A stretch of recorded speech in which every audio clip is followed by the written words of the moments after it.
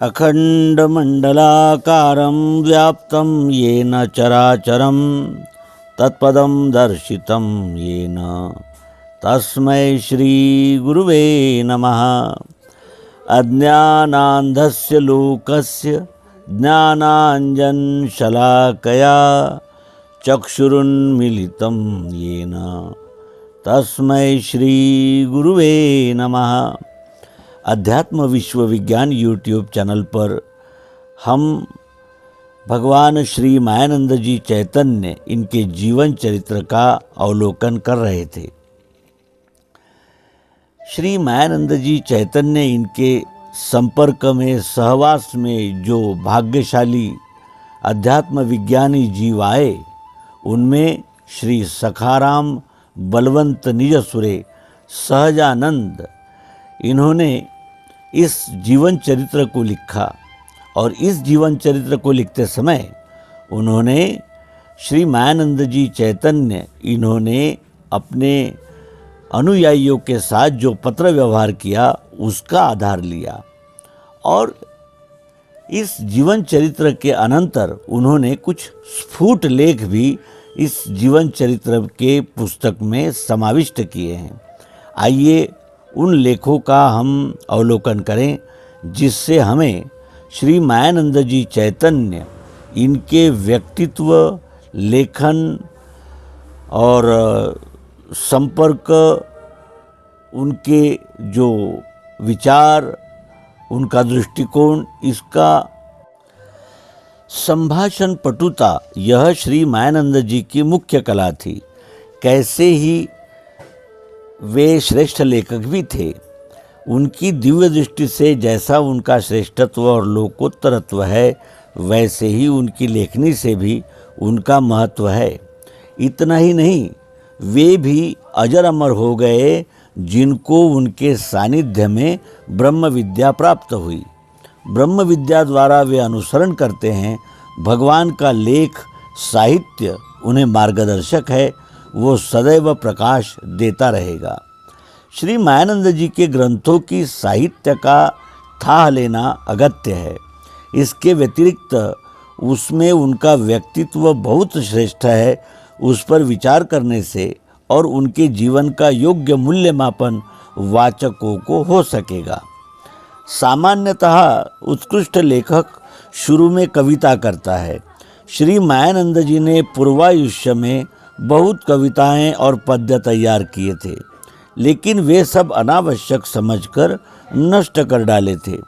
उस बारे में लेखक से वे कहते थे कि लोगों के सामने सिद्धावस्था के यथार्थ विचार ही रखना इष्ट है और कुछ अन्य साहित्य रहा तो लोग भ्रम में फंसते हैं। समर्थ रामदास जी का धावरे राम राया दौड़ क्या, यह पद जितने भी लोग गायन करते हैं उतने सिद्धावस्था के पद का गायन नहीं करते। सांगली वाली मंडली ग्वालियर में आई तब श्री मायानंद जी ने कृष्णलीला नाटक उनको लिख दिया था। उस समय उनकी उम्र भी अधिक नहीं थी। वह नाटक उस मंडली ने स्टेज पर भी किया था, लेकिन आज वह उपलब्ध नहीं है। उनका सुलभ फोटोग्राफी का फोटोग्राफिक 4 दिन यह पुस्तक सन 1898 में प्रसिद्ध हुआ था। उसका विषय शास्त्रीय है लेकिन अत्यंत सुलभ किया है। प्रश्नोत्तर पद्धति से यह लिखा है। प्रस्तावना में वे लिखते हैं कि यदि किसी बालक को उपदेश की 2 बातें सिखाना हो तो उस समय क्या करना होगा, अर्थात जितना जितना वह ग्रहण करने की शक्ति रखता होवे उतना ही उसकी इच्छा अनुसार बतलाना पड़ेगा, न कि घंटों तक लगातार बोलने से काम होगा। मेरी अल्प बुद्धि से पहली युक्ति से ही काम होगा, यही समझकर इस विषय का लेखन प्रश्नोत्तर रूप से किया है। श्री मायानंद जी के ग्रंथ में प्रश्नोत्तर का विधान अधिक क्यों, इसका कारण इसमें समझ में आता है। इस पुस्तक में फोटोग्राफी की जानकारी स्वानुभव से लिखी है। पेट भरने की विद्या गुप्त रखने का लोगों का जो प्रयास रहता है, इस समय भी बहुत सारे शास्त्रीय शोध उपलब्ध है तो भी ट्रेड सीक्रेट्स है ही। लेकिन श्री मायानंद जी की एक विचारधारा थी, उन्होंने जो आचरण में लाया वह लोक कल्याण की विद्या फैलाना और अकल्याण को दबाना था। इस तरह गृहस्थाश्रम में भी उनका आचरण रहा। सामान्य मनुष्य अल्पबुद्धि के कारण ऐसी पुस्तक प्रसिद्धि का प्रयास कर ही नहीं सकते, लेकिन भगवान जी विशाल अंतःकरण और व्यापक बुद्धि के थे। उन्होंने अंग्रेजी बहुत कम आती थी। दूसरों से अंग्रेजी ग्रंथ पढ़ाकर उसका अर्थ समझकर उन्होंने टीकाएं निकाली थी और स्वतः व्यापार में लिया हुआ अनुभव लेकर यह हिंदी पुस्तक अत्यंत सरल भाषा में लिखा था और प्रसिद्ध किया था। अल्प खर्च और परिश्रम में कोई भी फोटोग्राफर बन सके, ऐसी उस समय थोड़े में सुविधा की थी। यह उनका अलौकिकत्व है। इसके अनंतर उन्होंने दासबोध ग्रंथ का गद्य में भाषांतर किया। यह ग्रंथ वेंकटेश प्रेस में छापने भेजा, लेकिन प्रेस वालों ने इस ग्रंथ की छपाई जल्दी नहीं की थी और दूसरा ही एक भाषांतर प्रकाशित हुआ करके इस ग्रंथ की छपाई प्रेस वालों ने नहीं की और हस्तलिखित भी वापस नहीं किया। इस भाषांतर के कुछ हस्तलिखित संग्रह में हैं। उससे यह समग्र अनुवाद अत्यंत हृदयंगम हो गया था, यह कह सकते हैं। भाषांतर से ग्रंथकर्ता की हृदगत अच्छी तरह से आकलन होता है और भाता है। आगे भी गृहस्थाश्रम त्याग के पश्चात समय मिलते ही उन्होंने ये धारणा कायम रखी थी। नर्मदा परिक्रमा में भगवान श्री मायानंद जी ने ज्ञानेश्वरी का भाषांतर श्री त्रयः आवटे इंदिरा प्रेस पूना को छपाई हेतु दिया था। ज्ञानेश्वरी 1920 में प्रसिद्ध हुई। सब हक उन्होंने प्रकाशक को दिए। अनुभव की दृष्टि से टिपाएं देकर भाषांतर किया तो क्या हर्ज है, ऐसा पूछने पर प्रकाशक ने मना किया। इधर का शब्द उधर न करते हुए भाषांतर करने की सूचना की। वह बंधन स्वीकार करके उन्होंने बहुत ही रसयुक्त और उत्कृष्ट अर्थ का भाषांतर किया। हिंदी भाषिकों को महाराष्ट्र के महापुरुष ज्ञानेश्वर महाराज के साहित्य समझने की सुविधा हुई और श्री मायानंद जी के रिक्त समय का सदुपयोग भी हुआ। अमृतानुभव और चांगदेव पासष्टी, इनका भी भाषांतर छापने को दिया था। गीता, इसके बाद का लेखन गीता का मराठी रूपांतर, यह उन्होंने वारकरी संप्रदाय के लोगों के लिए किया। वह दिनांक 14/9/1912 को समाप्त हुआ।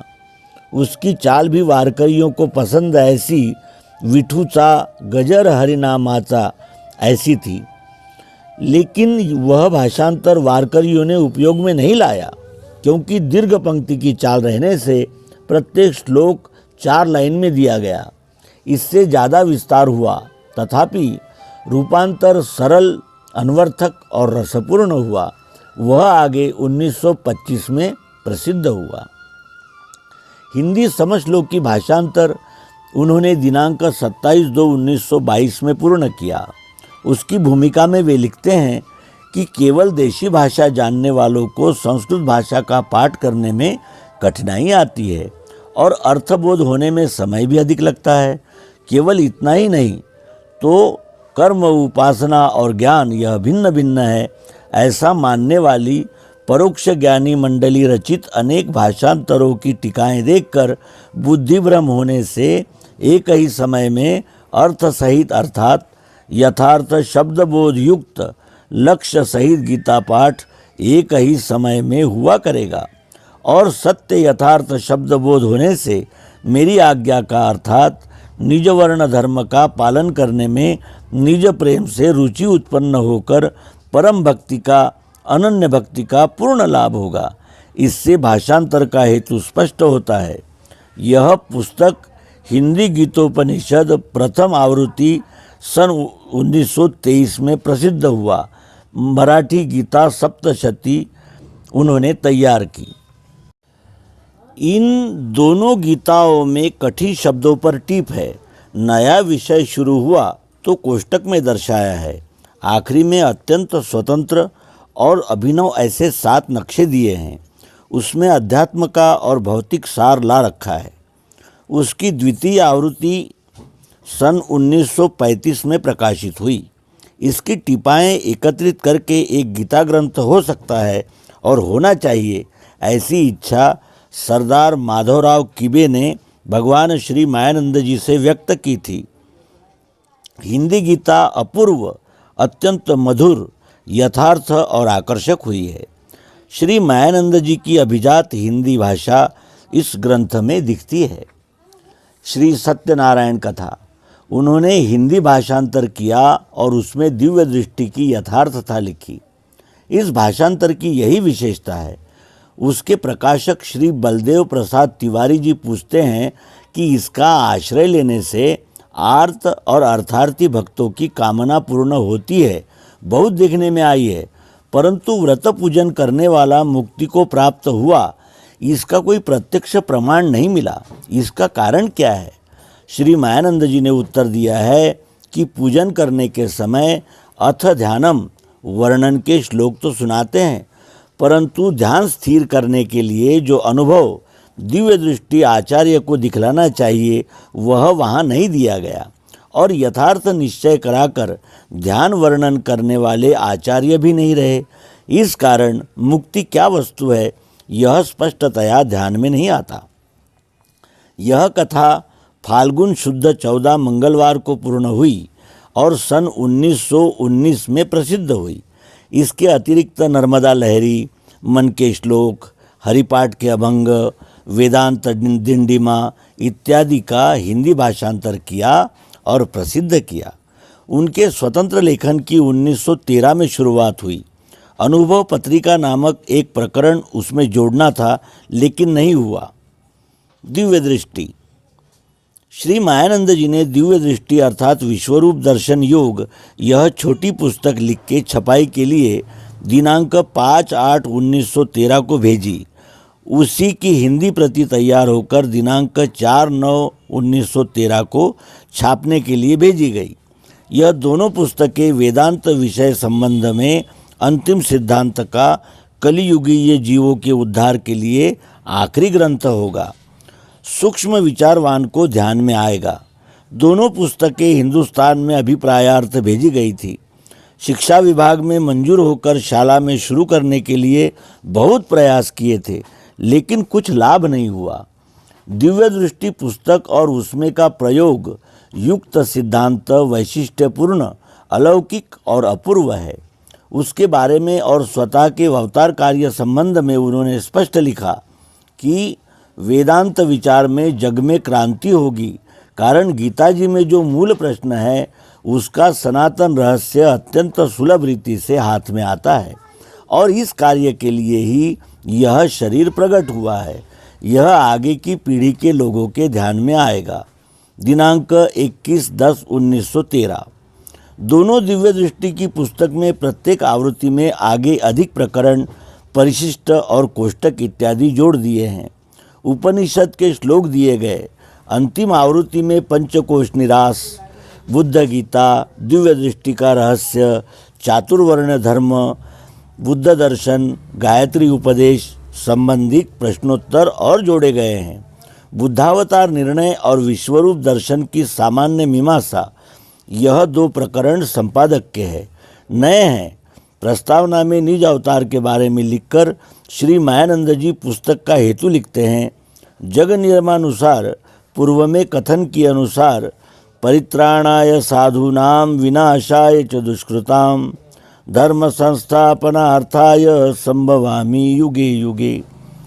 परमेश्वर की यह विशेष विभूति योग्य समयानुसार प्रकट हुई है। इस कारण सदैव सहज समाधि रूपी सत्य भजन के द्वारा विश्वरूप की सेवा के लिए जो सत्पुरुष निर्माण हुए हैं, उन्हें उनके कर्तव्य का स्मरण करा देने के लिए संतों का निजधन गुप्त भेद दिव्य दृष्टि अथवा विश्वरूप दर्शन योग स्पष्ट किया है, और वही सत्पुरुष इससे अपना वास्तविक स्वरूप जानकर निश्चित रूप से प्रसन्न होंगे।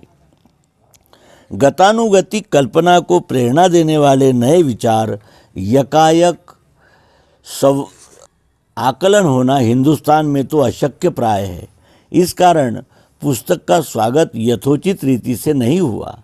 वर्तमान पत्रों के संपादकों ने ऊपर ऊपर विचार वाहिनी बुद्धि का और अप्रामाणिकता का प्रत्यंतर दिया और बुद्धिमान लोगों को प्रथम दिव्य दृष्टि समझा के सामान्य जनों में इसका अनायास प्रचार होगा, यह अपेक्षा करना अशक्य हुआ। अस्तु, हिंदी दिव्य दृष्टि की 6 आवृत्तियाँ निकाली और मराठी दिव्य दृष्टि की 4 आवृत्तियाँ निकाली।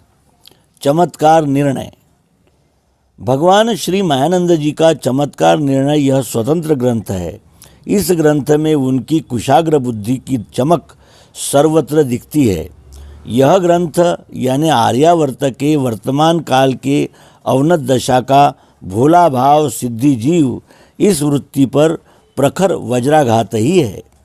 परमेश्वर के नाम पर अथवा उसकी मानवीय शक्ति की उपासना में कर्तुम अकर्तुम शक्ति प्राप्त होती है आदि कहकर दाम्भिक और पाखंडी लोगों ने जो झूठापन और दाम्भिकता फैलाई, उस पर श्री मायानंद जी ने इस पुस्तक के द्वारा मूले कुठाराह किया। प्रत्यक्ष पुस्तक लेखन कार्य सन 1925 से 1926 मार्च तक चला था। तथापि इस प्रकार के ग्रंथ की आवश्यकता उन्हें बहुत पहले से ही लगती थी, इसलिए उनका नित्य निरीक्षण चालू था। छल कपट ढोंग पाखंड और झूठापन इत्यादि की उन्होंने बचपन से ही घृणा थी।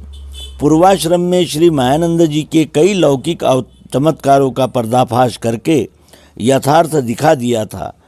इससे आगे संतों ने किया हुआ कुट शब्दों का लोगों ने क्षर भावात्मक अर्थ कैसा किया और उसमें लोगों का मन कैसा भ्रमित हुआ, यह सत्य कहने की शुरुआत करेंगे। दिनांक 4/9/1913 का पत्र। परिक्रमा के अनंतर यह पत्र है। इससे ऐसे प्रकार की ग्रंथ रचना करने का विचार उनके मन में चल ही रहा था, ऐसे कह सकते हैं। चमत्कार विरोधक ऐसी उनकी वृत्ति आगे के उल्लेख से मिलती है। मनोबोध का भाषांतर छापने के लिए भेजा, तब श्री रामदास जी का संक्षिप्त चरित्र लिखने के लिए श्री मायानंद जी ने श्री देसाई जी को ऐसा सूचित किया। विश्वरूप के कल्याणार्थ जो रामदास जी ने किया, वही मुख्य मुद्दा चरित्र में होना। सांप्रदायिक बुद्धि से लिखे हुए चमत्कार मत लिखना। दिनांक 3/1/1920। करौली स्टेट की प्रजा के संबंध में उनके विचार देखिए। यहाँ की प्रजा अत्यंत भोली और मूर्ख है। चमत्कार करने वालों को महात्मा समझते हैं। दिनांक 12/5/1920। तात्पर्य, श्री मायानंद जी को सब और चमत्कार ग्रसित जीव दिखते थे। दिव्य दृष्टि का बीज समझने के लिए लोगों के मस्तिष्क से भ्रामक समझ और कल्पना निकालना आवश्यक है, ऐसा उनके समझ में आया। पुस्तक का नाम यकायक नहीं ठहरा। पहले चमत्कार शतक और आखिरी का चमत्कार निर्णय, ये नाम कितना अनवर्थक है, यह स्पष्ट दिखता है। श्री मायानंद जी को सिर्फ स्पोर्ट करना नहीं था, परंतु यथार्थ दिखाना भी था। हमने सब प्रकार का अनुभव लेकर ही चमत्कार निर्णय हाथ में लिया है। दिनांक 7/3/1926। इसके अलावा इश्तहार छपा के वह सर्व जगह भेजने की उन्होंने व्यवस्था की थी और दुनिया को चमत्कार के बारे में आह्वान किया था।